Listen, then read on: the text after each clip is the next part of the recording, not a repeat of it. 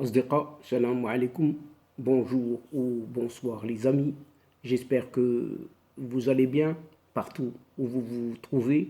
Bienvenue sur votre chaîne Bled Magharibia qui attend comme toujours vos encouragements et merci pour vos conseils et vos gentils commentaires.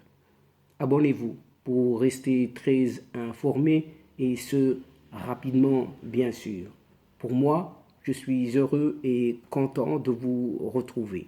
Chers amis, mesdames et messieurs, cette séquence vidéo se consacre à certains médias dont les nominations ou dénominations et autres titres sont non moins révélateurs, à l'instar de ce Forbidden Stories, autrement dit, traduisez par là, ces histoires interdites.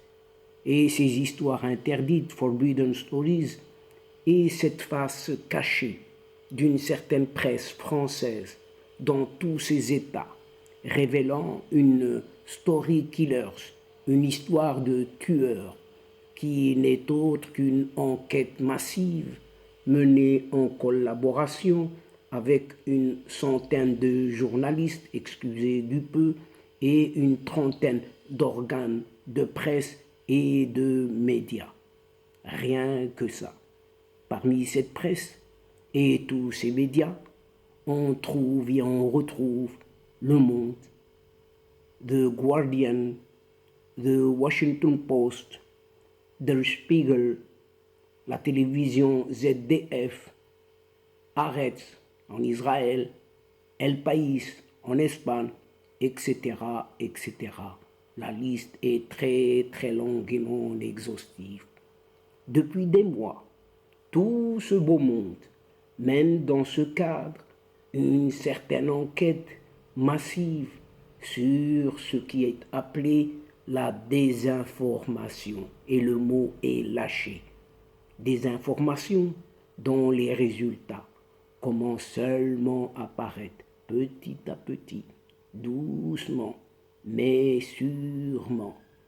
C'est le cinquième grand projet de ce consortium, si l'on peut l'appeler ainsi, après un certain Pegasus, ce logiciel d'espionnage, les Pandora Papers, les Facebook Papers et les Uber Files, Story Killers, histoire de tueurs, et publié sous forme de série, une série d'un feuilleton occasionnel dont le premier épisode est paru seulement ce 14 février 2023. Depuis des mois donc, l'organisation Forbidden Stories, basée à Paris, de son projet, Story Killers, histoire de tueurs, révèle que le journalisme est en crise et que l'information, l'influence et l'éthique s'achètent partout dans le monde. Money is money. En France, par exemple, ces journalistes de BFM TV et de Valeurs Actuelles sont accusés d'avoir manipulé des informations pour le compte des entreprises étrangères. Sauf qu'ils n'étayent pas leurs dires ou écrits sans preuve et qu'ils butent souvent en racontant une certaine vérité qui les arrange, leur vérité, ou arrange certains de leurs partenaires.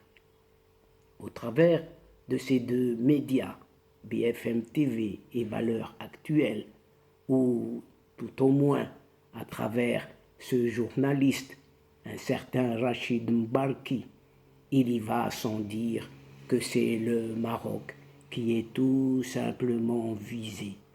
Bizarrement, il n'y a que cette presse française qui met tout le paquet pour dénigrer le royaume marocain.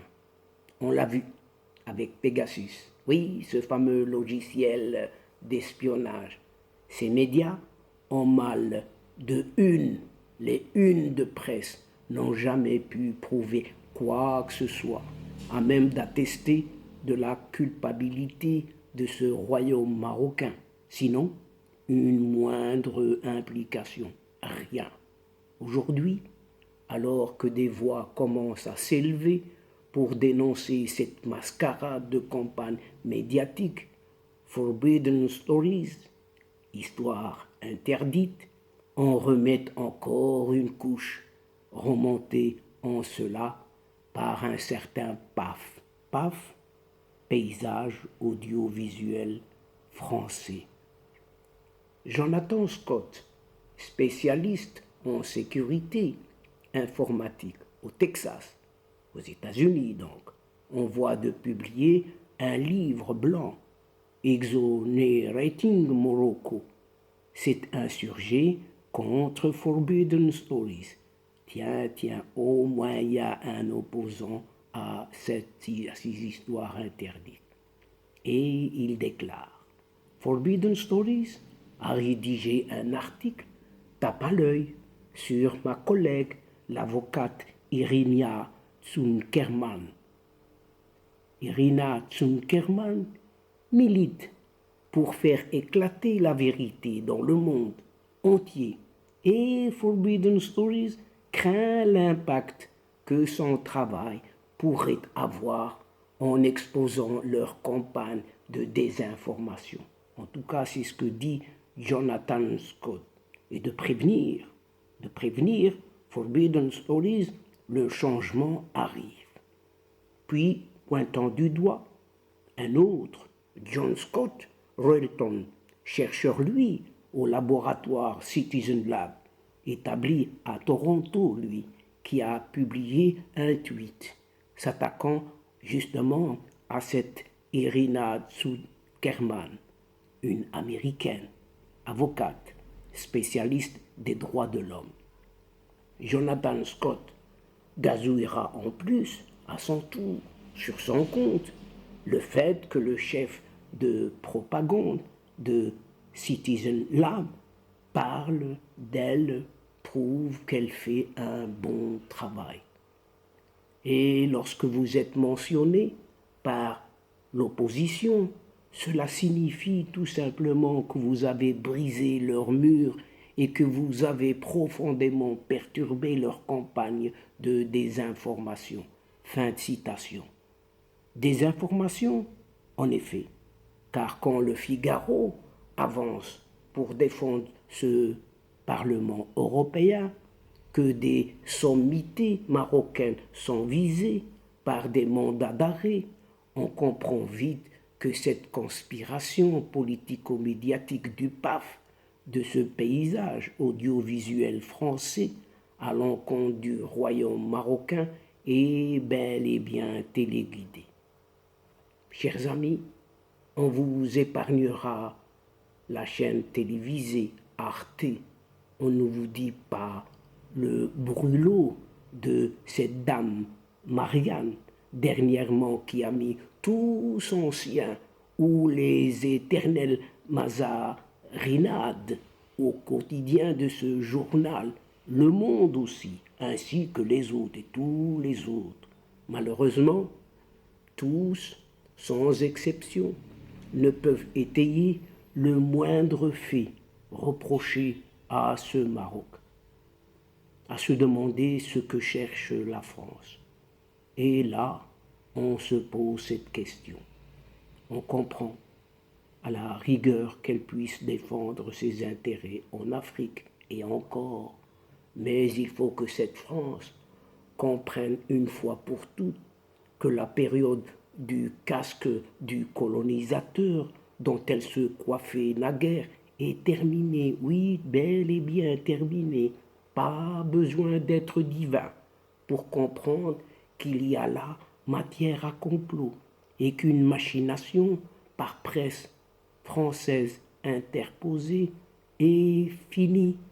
Mais qui diligente tout cela? En langue journalistique pure, nul secret, information et enquête exclusive ont pour source les appareils de sécurité. Et la France n'y déroge pas du tout. Le renseignement est la propriété de ces deux entités, et l'une comme l'autre s'en servent selon leur agenda du moment.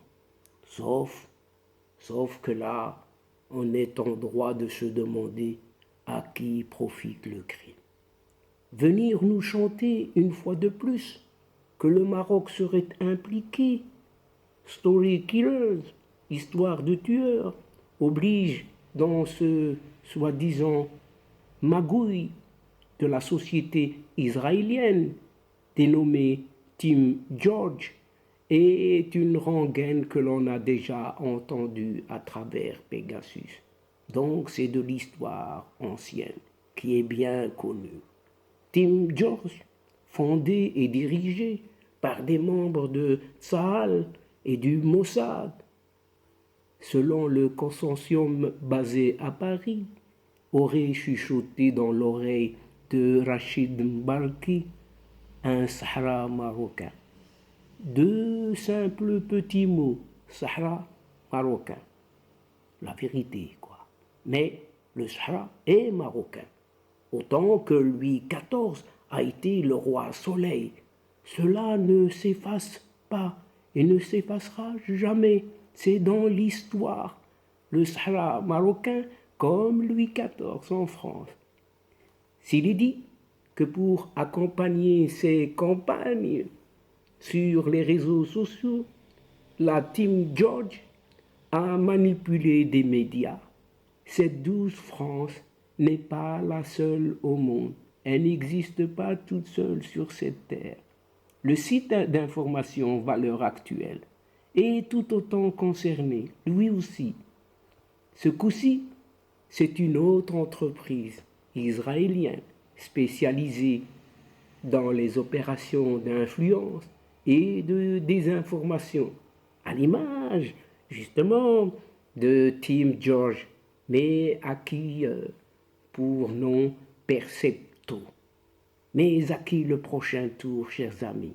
Et donc, mesdames et messieurs de la chaîne, c'est ici, en attendant ce prochain tour justement de ces fameuses histoires interdites, Forbidden Stories, inventant encore une histoire de ses propres tueurs, que prend fin cette séquence en prenant congé de vous, tout en espérant vous retrouver avec un immense plaisir et comme d'habitude. Merci pour votre fidélité, mais n'oubliez pas de nous soutenir et de nous aider mutuellement, surtout en vous y abonnant en grande masse. Aussi, partagez au grand maximum vos séquences vidéo. La chaîne a besoin de votre aide, a besoin de votre partage. Faites-le auprès de vos proches, auprès de vos connaissances, là où vous êtes, tout simplement. Et pour moi, le moment est arrivé juste pour vous dire au revoir les amis. Al-Asdiqa, salamu alaikum wa rahmatullah wa barakatuh. À la prochaine fois et à bientôt. إلى اللقاء في حصة أخرى إن شاء الله مع السلامة.